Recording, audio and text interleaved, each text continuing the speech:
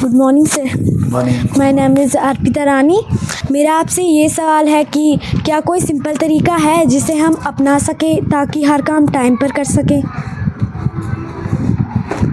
एक सवाल किया है बच्ची ने कि क्या कोई ऐसा तरीका है जिसको अपनाकर हम अपना काम अपने वक्त पर कर सकें। इसका सिंपल सा तरीका ये है कि आपने इरादा करना है। इरादे के बाद अपने आप को कहना है कि मुझे आज के बाद हर काम वक्त पे करना है। समझा मेरी बात? अपने आप को आपने खुद पाबंद करना है। आप स्कूल में आते हैं ना, आप हर काम वक्त पे करने की कोशिश करते हैं। क्यों? आपका टीचर आप पे कुछ पाबंदियां आयद करता है, पाबंदी आयद करता है ना। तो अपने आप को डिसिप्लिन करने के लिए अपने आप पर खुद पाबंदियां करनी पड़ती, आयद करनी पड़ती है। अगर इस इंतज़ार में रहेंगे कि फलां शख्स वो करेगा, ये करेगा, फिर मैं टाइम टेबल का पाबंद होगा, नहीं। तो फर्स्ट ऑफ ऑल आप अपने आप को ये कहेंगे आज के बाद मुझे हर काम वक्त पे करना है, और उसको करने के लिए एक टाइम टेबल बना देंगे। मुझे फलां वक्त पे ये काम करना है, फलां वक्त पे ये काम करना है, फलां वक्त पे ये काम करना है। तो वो टाइम टेबल अपने कमरे में चस्पा कर देंगे आप। तो जब भी अंदर जाएंगे आप नज़र देंगे, बाहर आएंगे नज़र देंगे। क्योंकि इंसान को एक बहुत बड़ी ये ना इसकी फितरी एक खामी है, इंसान भूल जाता है। तो उसी भूलने के लिए उसे हर बार उस पर नज़र डालनी पड़ती है। जब नज़र डालेगा उसे याद आएगा, तो याद आते हुए वो अपने आप को डिसिप्लिन कर सकता है।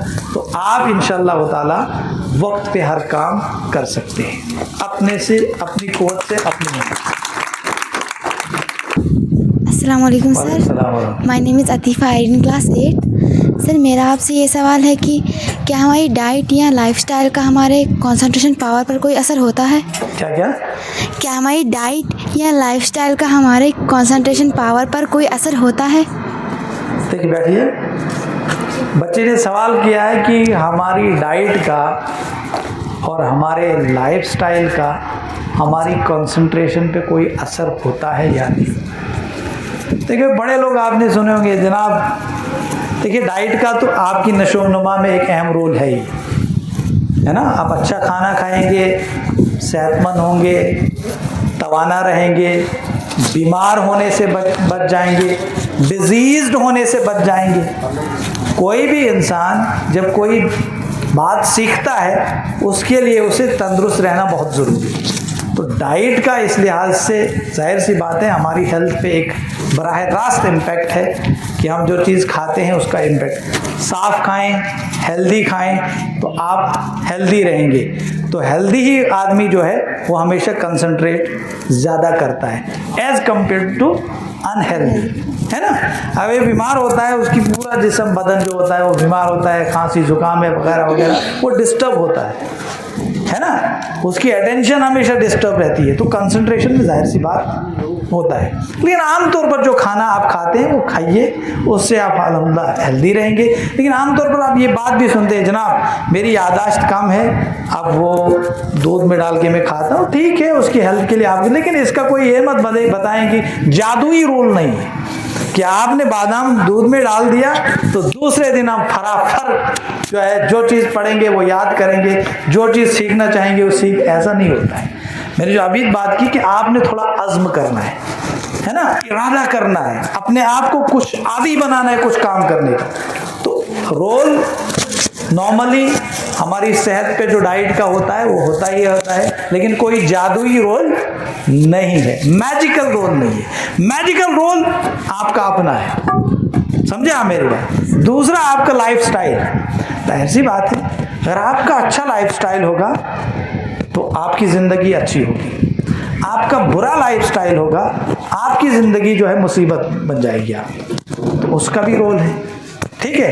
तो अच्छा लाइफस्टाइल अपनाने की आप जब कोशिश करेंगे तो आप जाहिर सी बात है अब बातों पर अच्छे तौर पर कंसंट्रेट कर सकते हैं, आप स्टडीज़ पे अच्छे से कंसंट्रेट कर सकते हैं। तो ये हम नहीं कह सकते हैं कि लाइफस्टाइल का या डाइट का कोई रोल नहीं है, रोल है, दोनों चीज़ों का रोल है, दोनों चीज़ों का खास ख्याल रखना चाहिए। इसलिए हमें कहा गया है कि जब भी खाओ अच्छा खाओ, साफ खाओ, हेल्दी खाओ, ठीक है। जब भी चलो अच्छे से चलो, ठीक है। जब भी बात करो बाअखलाक होकर बात करो, जब भी बात को सुनो बड़े गौर से सुनो, ठीक है। जब भी पढ़ो बड़े गौर से सुनो। आज के दौर में मोबाइल फोन्स आपकी अटेंशन को डिस्टर्ब करते हैं, कंसंट्रेशन को डिस्टर्ब करते हैं, उसको डीप वर्क उसको कहते हैं। उसको बंद करके उनसे किनारा कशी इख्तियार कर लो। आपको कोई मोबाइल फ़ोन से कोई बिजनेस नहीं करना है लाखों और करोड़ों का। जैसे उमर साहब मुझे एक बार कह रहे थे, यार आपने कभी ऐसा देखा है कि आपको कोई ऐसा 1 घंटे के अंदर कोई ऐसा फ़ोन आया होगा कि बहुत इंपॉर्टेंट हो, या पूरे दिन? मैंने कहा नहीं। तो कहता हम फिर क्यों, जब हम कोई काम करते हैं पढ़ते हैं हम खोलते हैं मोबाइल घड़ी, तो उससे आपका दिमाग डिस्टर्ब रहता है, तो आप चीज़ों को रजिस्टर्ड अच्छे से नहीं कर पाते हो। समझे आप मेरी बात? दिमाग में अच्छे से फीड नहीं कर पाते। It is having an important impact on your concentration. बात समझ गए आप? Assalamualaikum sir. वालेकुम सलाम। Sir, my name is Shahzeb. I read in class 7th in Iqbal Memorial School, Babur. Sir, my question to you is that, sir, why do you sometimes get distracted from our things, and how can we improve our memory? बड़ा अच्छा सवाल किया है memory के लिए कि memory हम किस तरह से अपनी डेवलप कर सकते हैं। ये बड़ा एक कॉमन सा क्वेश्चन है, और एक बात आप याद रखेंगे, कोई बच्चा कभी ये ना सोचे कि मुझे याददाश्त मेरी कमज़ोर है। अगर आपकी याददाश्त कमज़ोर होती, आपको घर में पेरेंट कोई बात अगर बताते हैं फिर वो याद क्यों रहती है? रहती है याद है? क्यों रहती है? फिर वो भी भूल जानी चाहिए थी। आपका दोस्त आपके साथ कोई बात शेयर करता, फिर वो याद क्यों रहती है? क्यों रहती है जनाब? फिर वो भी भूल जानी चाहिए थी अगर आपकी याददाश्त कमज़ोर है। आप किसी दूसरे गांव में चले जाते हैं, आप वहाँ कोई चीज़ देखते हैं, वो याद रहती है आपको? रहती है कि नहीं रहती है? रहती है। आप डायलॉग सुनते हैं, वो सारी चीज़ें याद रहती हैं, है ना? आमतौर पर सारी चीज़ें आपको याद रहती हैं, लेकिन आपने ये भी देखा होगा जिस चीज़ में आपका ज़्यादा इंटरेस्ट होता है वो ज़्यादा याद रहती है। रहती है कि नहीं रहती है? जिस चीज़ में आपका इंटरेस्ट नहीं होगा वो याद नहीं रहती है। मैं भी जब कोई किताब पढ़ता हूँ ना, इतनी मोटी किताब अगर पढ़ ली, उसमें अब सारी चीज़ें याद नहीं रहती। इंसान हो ना, लिमिटेशंस है, सारी चीज़ें याद हैं।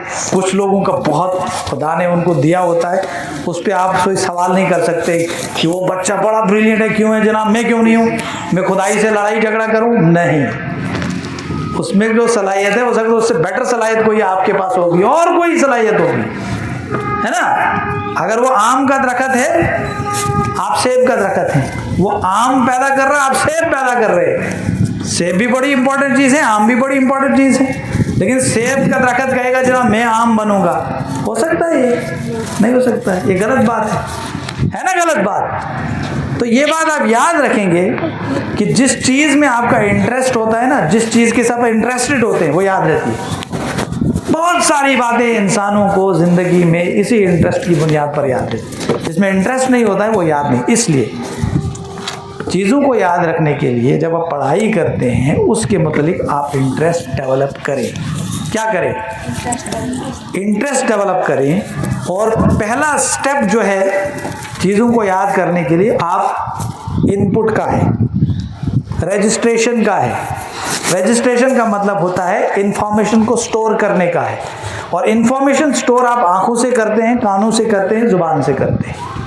ये तीनों चीज़ें जब आप सही सालम हालत में इस्तेमाल करेंगे, आपकी परफेक्ट रजिस्ट्रेशन होगी, नॉलेज की रजिस्ट्रेशन। रजिस्ट्रेशन का मतलब होता है दिमाग में इंफॉर्मेशन को डालना, ठीक है? तो इंफॉर्मेशन को दिमाग में जब आप डाल रहे हैं, जब आप पूरी अटेंशन के साथ डाल रहे हैं, पूरी आंखें खोल के पढ़ रहे हैं, है ना, जुबान को भी इस्तेमाल कर रहे हैं। कहते हैं बड़े बड़े एक्सपर्ट्स, जो जोर से पढ़ते हैं ना बच्चे, उनको ज़्यादा याद रहता है, जो अंदर से पढ़ते हैं उनको नींद आ जाती है, उनको याद ही नहीं रहता है। होता है ऐसा कि नहीं होता है? आपने एक्सपीरियंस किया है कि नहीं किया? बड़े बच्चे जो है वो किताब सामने रखते हैं, उधर ही नींद पड़ जाती है, उनको फिर याद कहाँ रखें। माँ बाप सोचते हैं जनाब ये सुबह से लेकर शाम तक लगा है, लेकिन आपको नींद पड़ गई है, या फिर कभी कोई आपको जगा रहा है या खुद जाके थोड़ा पड़ा, आपको नींद, आपकी अटेंशन अच्छी नहीं है तो आपका रजिस्ट्रेशन अच्छा नहीं होगा, आपका इनपुट अच्छा नहीं होगा। ठीक है, तो पहली बात, आप ज़्यादा अच्छे याद रखने के लिए आप अटेंटिव रहेंगे, अपने आँखों का, अपने कानों का, अपनी ज़ुबान का, दिमाग का सही इस्तेमाल करेंगे, कॉशियस रहेंगे, चुस्त रहेंगे, अच्छा सक्सेसफुल रजिस्ट्रेशन होगी, सक्सेसफुल लैंडिंग ऑफ नॉलेज जिसे आप कहेंगे।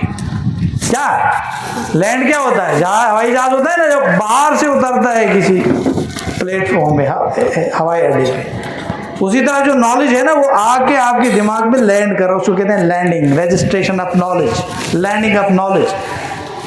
तो उस लैंडिंग ऑफ नॉलेज के लिए आपने वो हवाई जहाज उस हवाई अड्डे पे लैंड नहीं कर सकता जो खराब हालत में होगा, तो सही होगा, मजबूत होगा, साफ होगा, शफाफ होगा, है ना। जब आप किताब पढ़ रहे हैं, आपका ख्याल पता नहीं कहाँ है, तो नॉलेज लैंड नहीं कर पाता है। ठीक है, दिमाग को बिल्कुल आपने खाली करना है उस वक्त, और उस खाली करने के लिए कोई डिस्टर्बेंस नहीं होनी चाहिए, बड़े बड़े एक्सपर्ट्स कहते हैं। ठीक है, मोबाइल फोन अगर आपको डिस्टर्ब करता है, आप उसको बंद करें। ठीक है, अगर आपको कोई शोर वगैरह होता है पेरेंट्स की वजह से या फैमिली की, उनको बता दें मैं पढ़ रहा हूँ, डोंट डिस्टर्ब, या कोई ऐसा कमरा सिलेक्ट करें बिल्कुल खामोशी हो। खामोशी इसीलिए कहते हैं, बड़े बड़े लोग कहते हैं कि रात को पढ़ी जाने वाली किताब ज्यादा याद रहती है एज कंपेयर टू जो दिन को याद आपने पढ़ी होती है। क्यों? दिन में बड़ी डिस्टर्बेंसेस होती है और रात में कोई डिस्टर्बेंस नहीं होती, उस वक्त सक्सेसफुल लैंडिंग ऑफ नॉलेज होता है, आप बातों को अच्छे से याद रख सकते हो। होता भी ऐसा, कई मेरे एक दोस्त है जिसने केस किया, क्या किया, उसको मैंने पूछा आपने कोचिंग की? उसने कहा नहीं मैंने नहीं कोचिंग की। मैंने कहा फिर आपने तैयारी कहाँ की? उसने कहा मैंने गांव में तैयारी की। कहाँ की? वो शहर का था, गांव में उसकी ड्यूटी थी, टीचर था, वहाँ क्यों तैयारी की? उसने कहा कि गांव में कोई डिस्टर्बेंस नहीं होती है। वो गांव में रहा, कहाँ रहा? गांव में। शहर का था, गांव में रहा, रूम रखा उसने, कोई दूर नहीं था वो शहर से, वो भद्रवा का था या शायद, और इधर बलोटी साइड उसने रूम रखा, वहीं पढ़ता था, ड्यूटी थी वहाँ, और वहाँ इसलिए पढ़ता था, उसको जो भी पढ़ता था वो ज़्यादा याद रहता। तो ये इम्पैक्ट क्रिएट करता है। पहली बात इनपुट, अच्छा इनपुट होना चाहिए, और इनपुट के बाद जो आपने पढ़ा उसको रिवाइज करना है। क्या करना है? क्या करना है? रिवाइज करें। जितना आप रिवाइज करेंगे उतना ज़्यादा आप याद रख सकते हैं, जितना आप रिवाइज नहीं कर रहे हैं उतना आपको कम याद रहेगा। इसीलिए किसी ने कहा है revision is the mother of success. क्या कहा है? कि बड़े, मैंने एक बार एक जर्नल पढ़ रहा था आईएएस के रिलेटेड, वहाँ किसी आईएएस ऑफिसर ने ये बात लिखी थी, revision is the mother of success. तो दूसरा पॉइंट, आप रिवाइज करते जाएं। जितना ज़्यादा आप रिवाइज करेंगे उतना ज़्यादा आप उस इंफॉर्मेशन को दिमाग में रिटेन कर सकते हैं। भूलना इंसान की फितरत है। कोई कहेगा मैं एक बार पढ़ूंगा फिर भूल ही नहीं जाऊंगा, भूलता है इंसान। बड़े बड़े लोग मैंने देखे हैं वो भूल जाते हैं बेचारे, उनको कोई ऐसी चीज़ भूल जाती है ना। मैं किसी एक बहुत बड़े स्कॉलर का लेक्चर सुन रहा था, उसको बात कोई सिंपल सी बात भूल गई, फिर दूसरों ने उसे कही ये है, भूल जाता है इंसान। कोई ये नहीं कह सकता मुझे भूलता ही नहीं, लेकिन उस चीज़ को रिटेन करने के लिए प्लीज़ यहाँ देखो, आप रिटेन करने के लिए आप बेहतर तौर से क्या करेंगे? रिवीजन करेंगे। तीसरा स्टेप उसको कहते हैं इम्प्लीमेंटेशन। क्या कहते हैं? जो आप पढ़ रहे हैं ना उसको इम्प्लीमेंट भी करना, उसके मुताबिक अमल भी करना है। आपने साइंस में पढ़ा कोई चीज़, उसको प्रैक्टिकली भी करने की कोशिश कर, तभी तो प्रैक्टिकल्स होते हैं आपके। है ना? समझे आप मेरी बात? आप पॉलिटिकल साइंस के मुतालिक अगर पढ़ते हैं तो प्रैक्टिकली देखो आपका सिस्टम कैसे चल रहा है, पढ़े? उसको प्रैक्टिकली करने की कोशिश करनी, उसको कहते हैं implementation. Implement that information in your practical life, और उससे क्या होगा, वो चीज़ें ज़्यादा मजबूती से आपके दिमाग में मौजूद रहेंगी। लास्ट है शेयर। जितना आप डिस्कस करेंगे उस इंफॉर्मेशन को दूसरों के साथ, वो ज़्यादा याद रहेगा, कभी नहीं भूलेगा। और आपने परसों भी डिस्कसिंग कि जो प्रीचर होते हैं, मैं आपके सामने ये बातें याद बता रहा हूँ आपको, या मैं आपने देखा मैं कहीं बोलता हूँ, बहुत सारी बातें आपसे शेयर करता हूँ कि नहीं करता हूँ, तो मुझे याद रहती हैं। जो चीज़ें मैं सिर्फ पढ़ता हूँ, शेयर नहीं करता हूँ, भूल जाता हूँ। सो sharing is the last step while you are trying to memorize the things. Sharing, आप फ्रेंड्स हैं, आप क्लासमेट्स हैं, आपने जो पढ़ा डिस्कस करो दैट। अगर आप शेयर नहीं करेंगे फिर आपका जो लर्निंग प्रोसेस है ना वो इनकम्प्लीट रहेगा। इनपुट कितना होगा, आउटपुट अगर कम है उसको कहते हैं शैलो लर्निंग। क्या कहते हैं? शैलो लर्नर मत बनो। Don't be A shallow learner, be brilliant learner. और ब्रिलियंट लर्नर के बनने के लिए ये चीज़ें आपको फॉलो करनी। आपको जवाब मिल गया? ये कुछ पॉइंट्स है। अस्सलाम वालेकुम सर। वालेकुम सलाम। मेरा नाम नसीर है। मेरा आपसे ये सवाल है कि सर कभी ऐसा वक्त आया है जब आपको खुद अपनी फोकस पावर पे शक हुआ हो? अगर हाँ तो आपने क्या किया? सवाल किया है बच्चे ने कि क्या आपको अभी अपनी फोकस पावर पे कभी शक हुआ है? तो अगर हुआ है तो आपने उसे टैकल कैसे किया है? देखिए, फोकस्ड रहने में जो इंसान को आमतौर पर दिक्कत आती है वो ज़्यादा हाइपर सेंसिटिव बनना। हाइपर सेंसिटिव, ठीक है? आपको किसी ने कोई बात की ना, किसी ने थोड़ा डांटा, वो याद रहेगा क्यों कहा इसने मुझे, मेरा नाम वो चीज़ आपको फोकस कभी रहने नहीं देगी। सर कभी ऐसा आपके फ्रेंड ने, आपकी क्लासमेट ने आपसे कोई ऐसी बात की जो आपको बुरी लगी, वो आपको भूलती नहीं है। आप कहते हैं कि मुझे इसका इंतकाम लेना है, मैं भी यही कहूँगा। आप उस ताक में रहते हैं कि मैं जनाब इसको, वो बात आपको घर में भी सताएगी, स्कूल में भी सताएगी। आप बड़े हाइपर सेंसिटिव बन गए, आप हमेशा पढ़ाई में फिर फोकस नहीं रहेंगे। आपको बड़ा न्यूट्रल रहना है। या आप कोई घर में आपके घर वालों का किसी के साथ झगड़ा हो गया मिसाल के तौर पर, आप उसमें उलझ गए, ठीक है, घुस गए आप उसमें, तो ये चीज़ भी आपको डिस्टर्ब कर। तो मैं अपनी बात करूंगा कि अगर ऐसा होगा, अगर मैं हाइपर सेंसिटिव कभी बना, अगर हो गया बना, तो जाहिर सी बात है वो चीज़ मुझे डिस्टर्ब करती है, फिर मैं उस चीज़ को अपने दिमाग से निकाल देता हूँ। तो दिमाग को हल्का करना है, ठीक है? देखो कई लोग परेशान होते हैं, क्यों? सोच की वजह से, ख्यालात की वजह से, कोई नेगेटिव फीलिंग है, कोई नेगेटिव थॉट है, उनके दिमाग पर हावी है और उनका दिमाग बोझल हो रहा है और उसका असर पूरे बदन पे पड़ रहा है। नींद आ रही है, सुस्ती आ रही है, कुछ न करने को दिल कर रहा है। होता है ऐसा कि नहीं होता है? होता है ना? अब जाहिर सी बात, फिर मैंने पढ़ना क्या है? तो जब भी मेरे साथ ऐसा मामला होता है, मैं ये कोशिश करता हूँ कि मैं, जैसे आपने देखा होगा एक दरख्त होता है ना पतझड़ के मौसम में, आप जब उसको ऐसे करते हैं ना तो पत्ते सब जड़ जाते हैं। तो मैं फिर ऐसे ही करता हूँ, मैं अपने दिमाग से उन तमाम ख्यालात को झाड़ लेता हूँ, अपने दिमाग को फ्री करता हूँ, फिर मैं फोकस्ड रहता हूँ, ठीक है? तो ये आप भी कीजिए, ये तो हर एक इंसान के साथ पेश आता है। आप फोकस्ड रहेंगे, मैं यही करता हूँ। कोई सवाल?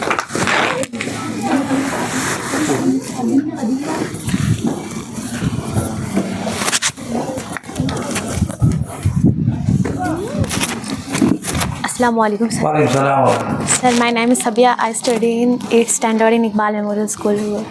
सर मेरा आपसे ये सवाल है कि सर आपने अपनी पब्लिक स्पीकिंग को कैसे इम्प्रूव किया? मुझे भी शौक़ है पब्लिक स्पीकिंग का और मैं सर करती भी हूँ, तो मुझे इसको इम्प्रूव करने के लिए क्या करना चाहिए? बच्चे ने सवाल किया है कि पब्लिक स्पीकिंग को कैसे इम्प्रूव किया जाए। देखिए, जो स्पीकर होता है ना, उसकी पहली खासियत ये होनी चाहिए कॉन्फिडेंट होना चाहिए। क्या होना चाहिए? अगर वो कॉन्फिडेंट नहीं है, ठीक है, वो फिर कोई बात नहीं कर सकता है। तो कॉन्फिडेंस कैसे डेवलप होता है कि जो चीज़ें आपको कहनी है उस पर आपकी सही गिरफ्त हो। ठीक है, मैं जो आपके पास अभी इतना लेक्चर दिया, मैंने दिया कि नहीं दिया ये वगैरह, अब मैं रेडी हूँ कि आपसे सवाल, जब कोई ऐसा सवाल भी आ सकता था कि जो मैं इसका जवाब नहीं दे सकता हूँ, ऐसा भी हो सकता है, लेकिन मैं ये सब्जेक्ट पूरा पढ़ के आया, ठीक है, पिछले 10 दिन से मैं इसको देख रहा हूँ, पूरे मेहनत करके पूरी तैयारी करके आ रहा हूँ, ठीक है। अब मेरे अंदर पूरा कॉन्फिडेंस है कि कोई भी क्वेश्चन होगा मैं उसका जवाब दूंगा, और मेरे अंदर ये कॉन्फिडेंस है कि मैं इस टॉपिक पे अच्छा बोल सकता हूँ, बोला आपके सामने मैंने, ठीक है। तो अच्छा पब्लिक स्पीकर बनने के लिए कॉन्फिडेंस का रखना बहुत ज़रूरी है, और अच्छा कॉन्फिडेंस डेवलप करने के लिए अच्छी तरह से उस टॉपिक को पढ़ना, उस टॉपिक पे गिरफ्त हासिल करना बहुत ज़रूरी है। अगर आपके पास इंफॉर्मेशन शैलो इंफॉर्मेशन है, कम इंफॉर्मेशन है, आप अच्छे स्पीकर नहीं बन सकते, ठीक है। फिर क्या होता है, स्पीच में रिपीटेशन होती है, उससे क्या होता है कि जो सुनने वाले सामीन होते हैं वो उकता जाते हैं। आप देखेंगे, आप जो बात कर रहे हैं जनाब, सुन वो कहीं और देख रहे हैं, वो क्यों उकता गए ना। तो ये चीज़ें हैं, आप जितना प्रैक्टिस करेंगे जितना कॉन्फिडेंस बिल्ड होगा, और जितना प्रैक्टिस आप करेंगे, ठीक है। खुद भी मैं ये करता था, मुझे याद है, आज भी करता हूँ, कि मैं घर में कमरे में खुद स्पीच करता था, ऐसे उठा और स्पीच करता था। और जब मैं बाइक चलाता था, हेलमेट के अंदर मैं स्पीच करता था कि मैं ये तस्वीर में लाता था कि अगर मुझे कभी यूएसए जाना हुआ, ऐसा भी मैं सोचता था, अगर मुझे कभी यूएसए जाना हुआ और एक बड़े हॉल में इंग्लिश में अंग्रेजी में मुझे वहाँ लेक्चर देना है, तो मैं कैसे करूँ। तो मैं अंग्रेजी में कोशिश करता था उस लेक्चर, और मैं ये सोचता था कि अगर मुझे इस टॉपिक पे बोलना होगा, कोई मान लीजिए साइंस एंड टेक्नोलॉजी भी बोलना है, तो मैं कितना बोल सकता हूँ। जब मैं बोलता था खुद से, तो मैं जब फेस, तो जाहिर सी बात, अगर मुझे साइंस एंड टेक्नोलॉजी की अच्छी इन्फॉर्मेशन नहीं, तो मैं अच्छा नहीं बोल सकता, फिर मैं उस चीज़ को दुरुस्त करता हूँ, ठीक है। तो जिस चीज़ पे आपने बोलना है उसको प्रैक्टिस करें घर में आप, और आपको खुद फील होगा कि आप कहाँ पर कमियाँ महसूस कर रहे हैं, उनको दूर करने की कोशिश करें। You can improve your speaking skills.